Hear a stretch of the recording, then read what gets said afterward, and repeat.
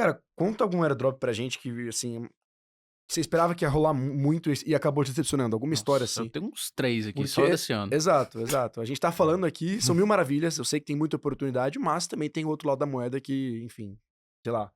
Eu Assim, farmei airdrop por 2 anos e mal recebi. é, ZK-Sync, por acho exemplo. acho que essa é a parte, né, que é a parte ruim, mas que não é tão ruim assim, porque você não perde dinheiro. No mínimo você, aloca a tua grana em um lugar que não é tão eficiente quanto algum outro tipo de investimento. E você aprende também, né, às vezes você aprende a interagir com o Hum, contrato, com o projeto, então, é. sei lá, eu tento olhar com esses olhos, mas o que que você acha disso, Léo? Cara, é interessante você falar isso, porque tem projetos que você pode perder dinheiro.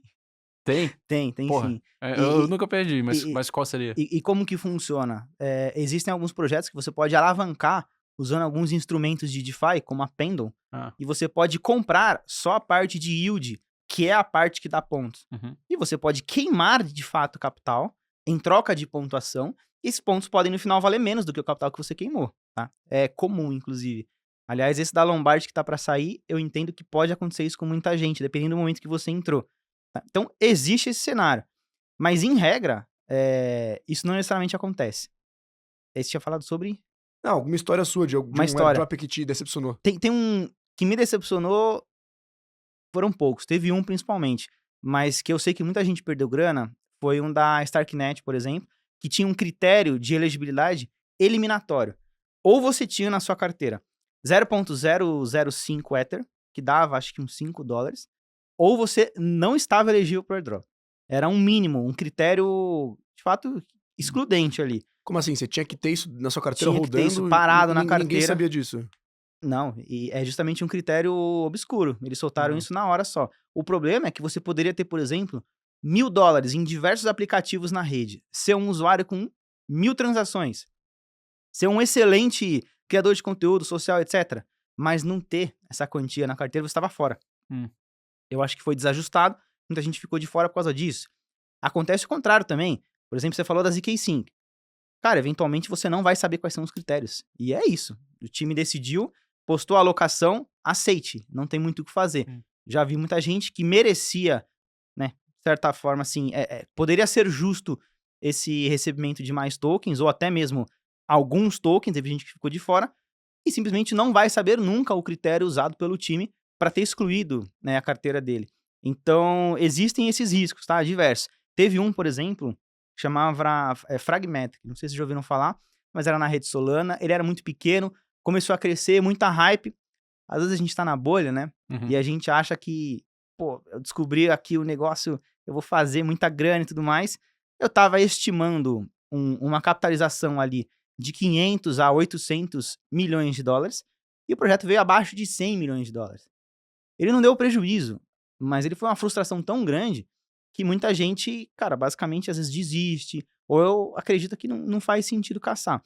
É aí que você tem que insistir, Hum. né? Porque tem inclusive um dado que eu estudei de 2024.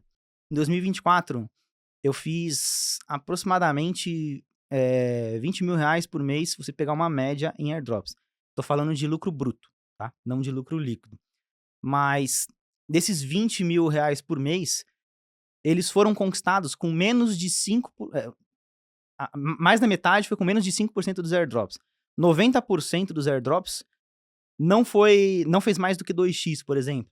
Metade dos airdrops não valeu a pena. Então, assim, é basicamente você ficar tentando fazer um tiro ao alvo até encontrar uma oportunidade que realmente casou com um timing legal, um bom produto, uma capitalização legal, às vezes um bom market maker que conseguiu segurar o preço do token, e você tá dentro, e você conseguiu pontos o suficiente para conseguir eventualmente pagar vários airdrops ruins e ainda sobrar uma bela grana para fazer um giro ali na sua caça. Cara, você falou perder. E aí eu fiquei curioso, porque assim, eu não. Beleza, você perde ali numa transação e tal, mas assim, quando você fala perder pra mim em cripto, é tipo, porra, 60% tomei aqui É no isso. escuro. Cara, como? Existe um mecanismo dentro da Pendle, cara, é muito Ah. difícil explicar isso Que você de fala. forma. Não, se a gente for falar de pena Mas aqui, vamos lá. já era. Não, mas acho que de uma forma simples dá pra Aham. gente separar. Existe, por exemplo, um apartamento, e existe esse apartamento daqui a um ano com os aluguéis que você recebe por emprestar ele, Uhum. né? O que a Pendle faz? Ela separa o apartamento daqui a um ano com o rendimento de aluguel que você recebe daqui a um ano. Você pode comprar só o token do apartamento com desconto ou o token de rendimento. Quando você compra o token de rendimento, você costuma comprar ele muito mais barato, porque um apartamento vira um apartamento no futuro mais um rendimento no futuro. E esse um rendimento no futuro, ele vale muito menos, porque ele é, por exemplo, 5% do total desse um do futuro, tá? Então, tem 5% de valor aqui e 95% aqui. Quando você compra só essa parte do yield, que a gente chama, só do rendimento, só dos aluguéis, você compra muitas unidades.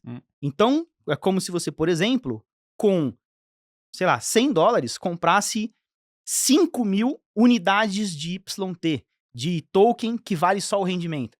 E você passa a acumular pontos, não como se tivesse $100, mas como se tivesse $5.000 no projeto. Acontece que com o passar do tempo, vai se aproximando, né, a data de vencimento ali desse um ano, por exemplo. Esse aluguel, você diz, né? Perfeito. E aí, o token principal, que é o token do aluguel, ele vai se aproximando de 1. E o token de rendimento vai se aproximando de 0. Porque com o passar do tempo, são menos meses de aluguéis a serem pagos.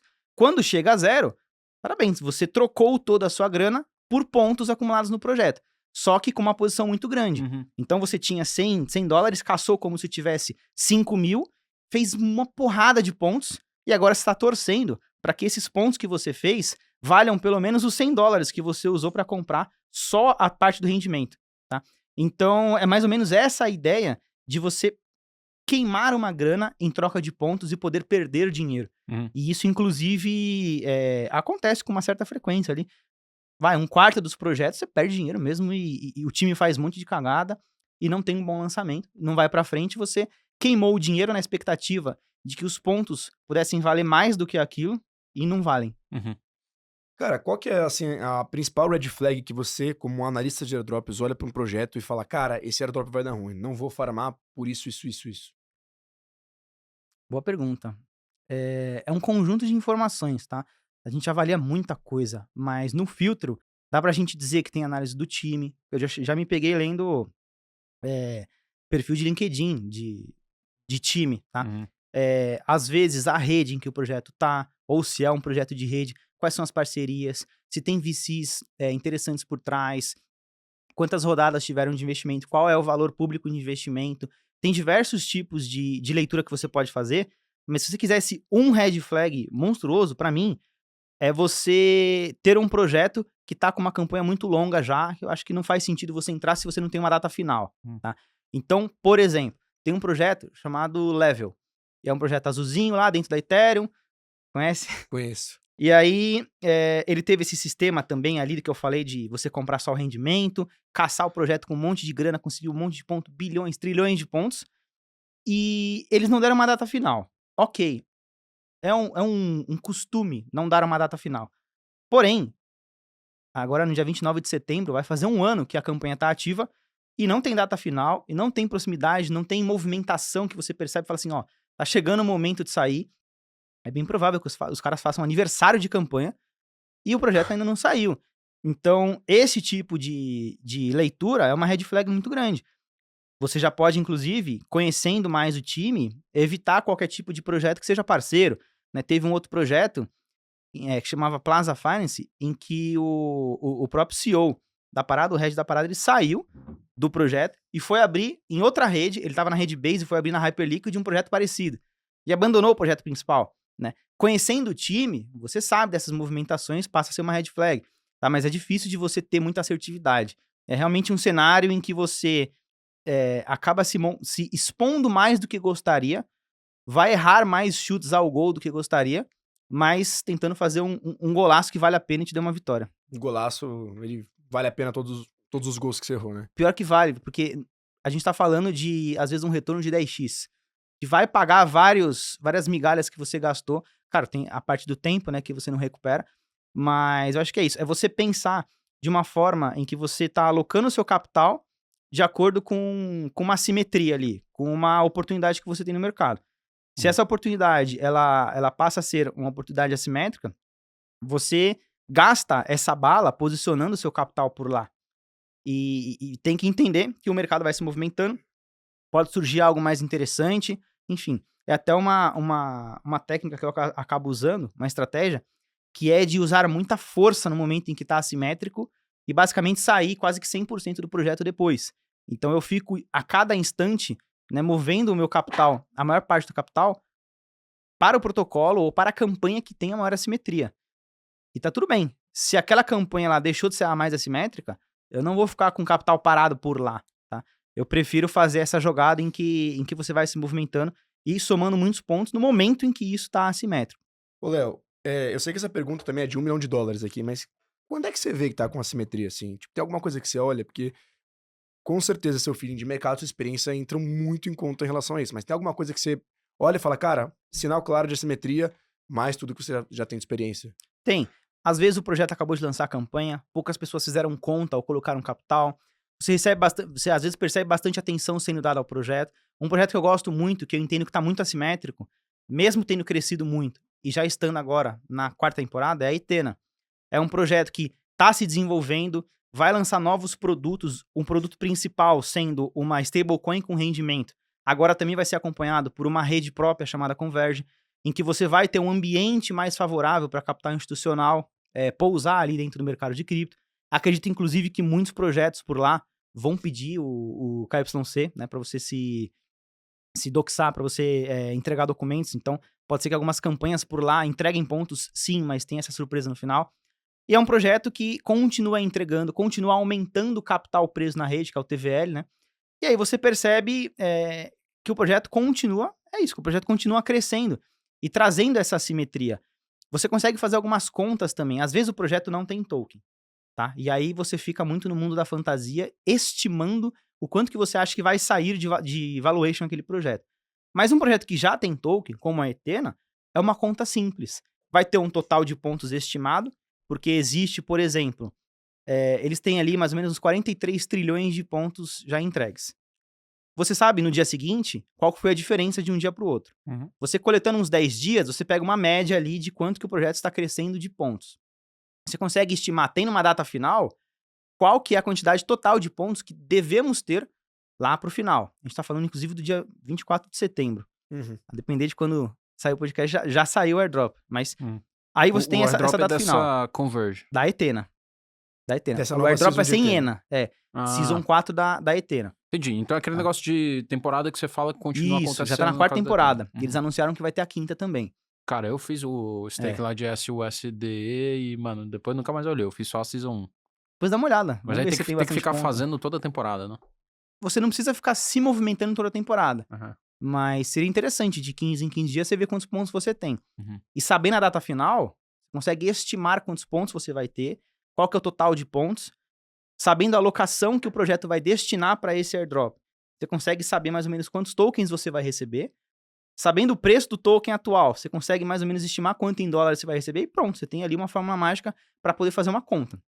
Se o token está agora $0,7, 70 centavos. Se chegar a 40 centavos, eu passo a ter prejuízo. Se chegar a 1,1, eu posso fazer 3 vezes. Se o token de rendimento cair bastante, eu posso comprar, porque eu vou caçar como se eu tivesse muito mais dinheiro, muito mais dólar. E aí você começa a fazer todo esse tipo de conta planilhada mesmo, né? Trabalho denso ali, trabalho, a gente chama de corner job, né? O trabalho que você fica ali, cara, basicamente... Mas vale a pena. Exatamente. E aí, no fim das contas, você tem mais segurança para poder fazer um aporte e passa a ser mais parecido com o ICO, foi o que a gente falou, tá? Mas o comum é você estar pela primeira vez no projeto que não tem token ainda, e aí, cara, você vai ter que estimar. Então, projetos parecidos do mesmo setor, né? Projetos que têm produtos similares mesmo que em outras redes, o quanto que o setor está quente ou não naquele momento para você poder aportar um capital e dar atenção. Algumas entregas futuras do setor ou do próprio time. Tudo isso vai compondo um cenário, vai pintando um quadro, e você consegue estimar mais ou menos se vai ou não valer a pena. Cara, acho que você já respondeu o que eu ia perguntar, porque assim, tem uma diferença de airdrop antigo de airdrop atual, né? Antigamente não tinha Season 1, Season 2, Season 3, Season 4, basicamente você deixava o capital mercenário dentro do projeto, ele anunciava o dia de lançamento, todo mundo vendia o token e acabava. Tinha um certo vesting ou não, mas era desse jeito. Hoje a gente tem projetos, né? Acho que, se eu não me engano, a Etena talvez tenha sido a precursora de criar seasons. Me corrija se eu estiver errado. Acho que foi uma das primeiras. Um dos maiores. Um dos maiores. E eu queria saber, cara, como é que você enxerga isso? Se você acha que essa questão de seasons, né, acaba sendo melhor pro projeto, pra gente ter menos despejo no mercado e etc. Acho que talvez você acha que seja melhor, né? Por tudo que você falou, porque você consegue também, talvez, estimar o quanto você vai trabalhar dentro do projeto e ganhar futuramente. Um grande exemplo disso aí acaba sendo, por exemplo, a Hyperliquid, que soltou uns 31% de toda a alocação total para airdrop e faz buyback dos tokens. Então ela pode ter um perp drop. Uhum. Ela pode simplesmente fazer airdrop para sempre. A Etena também começou com uma atividade de recompra de tokens. Então é isso. Os caras, eles vão continuar crescendo o projeto, vão fazer a sexta, a sétima, a oitava temporada, podem, inclusive, em determinado momento, chamar isso de perp season e por aí vai. E sempre entregar umas recompensas, que aí eu não sei se a gente vai continuar nomeando de airdrop, mas é uma recompensa justamente para usuários que acumularam mais pontos na campanha. A campanha, às vezes, ela não muda muito de uma para outra, né? Muda talvez a alocação, muda a data final, mas ela passa a ser muito similar, que é basicamente usar o produto. E você tem um cenário em que a empresa vai se retroalimentando, enquanto isso fizer sentido para ela. Cara, uma pergunta que não tem uma resposta, eu queria mais era ouvir tua opinião mesmo. Os dois projetos que mais faturam hoje em dia é Pump Fun e Hyperliquid. Um escolheu airdrop, o outro escolheu ICO. Por que tu acha que teve essa diferença? Cara, tem diversas estratégias de times. Eu acho que, inclusive, a Pumpful pode ter um airdrop. Se especula que eles tenham um airdrop no futuro. Não é comum você lançar o seu token sem que você entregue também uma parte já de cara de airdrop, mas pode vir a acontecer. Eu acho que isso tem uma boa parte de timing de mercado e também de concorrência. Não existe uma concorrência para a Pumpfun ao ponto dela se estressar em ter que dar um airdrop, porque os usuários vão continuar usando o protocolo, e é isso. A Hyperliquid, como uma PerpDex, ela tinha, naquele momento em que ela lançou o token, diversos concorrentes interessantes, que poderiam canibalizar, né, todo o capital por lá. Então, já desde sempre, deixar claro que tem mais alocação futura e também priorizar os usuários com uma cultura de que você vai recompensá-los. Tá? A Pumpfun não necessariamente precisa fazer isso. E isso vai muito de time para time. Tá? Não necessariamente você vai ter uma boa recompensa só porque o projeto é grande ou vice-versa. Tem, inclusive, projetos que destinam a piada de 1% de alocação pro airdrop. E isso acaba sendo um problema. Não porque eu queira receber mais, ou as pessoas também, mas porque você acaba matando a sua comunidade. Você desprestigia os usuários e você afasta eles pros concorrentes. Então, que bom que a Pumpfun não precisou fazer o airdrop para isso, até sofreu um pouquinho no momento do lançamento, mas vai se reinventando com um bom produto, com uma ideia de valorização geral muito interessante, com uma comunidade forte, e tá tudo bem, você não precisa fazer um airdrop, mas eu tenho certeza que muita gente usou a Pumpfun esperando por um. Então pode ser que eles entreguem depois. Cara, você tocou em 2 pontos super importantes. Um é algo que eu vi de uma pessoa que fez uma transição gigantesca. Saiu da Bridgewater, que é um dos maiores hedge funds do mundo, e foi para cripto. E ela falou isso lá na conferência de Cannes da Ethereum. O token é o produto e o produto é o token. Não conversem com seus market makers na hora de lançar projeto, porque o token não pode dar errado, você não pode fazer um airdrop errado, você não pode fazer um ICO errado, porque isso mata a comunidade. E aí outro ponto que você tocou também. Pô, a Pumpfun não precisou fazer um airdrop, porque não tem competidor. Seria os nichos que tem mais competitividade que eu deveria estar olhando para olhar se tem possibilidade de airdrop?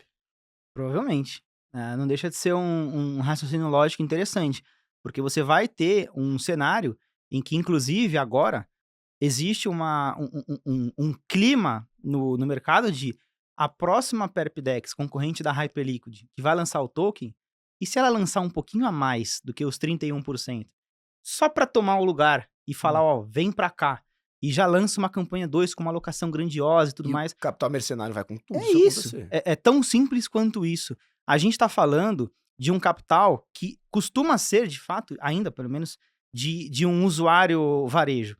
Então, a avaliação no final vai ser de aonde que vale mais a pena você estar. Quando você tem essa concorrência, você fomenta essa movimentação mais ativa por parte dos times para entregar mais resultados para os seus caçadores ali, para os seus usuários, né? Então, sim, eu acho inclusive que o setor de PerpDex é um dos mais quentes aí desse quadrimestre, né? Desse trimestre, desse Q3 aí, mas não tinha parado pra pensar nisso. Realmente faz sentido você ficar de olho nessa concorrência para você acabar alocando um tempo e um capital em projetos que vão disputar entre si. Mas isso não é uma verdade absoluta, porque o time ainda pode fazer cagada. É uma né? hipótese aqui, né? É.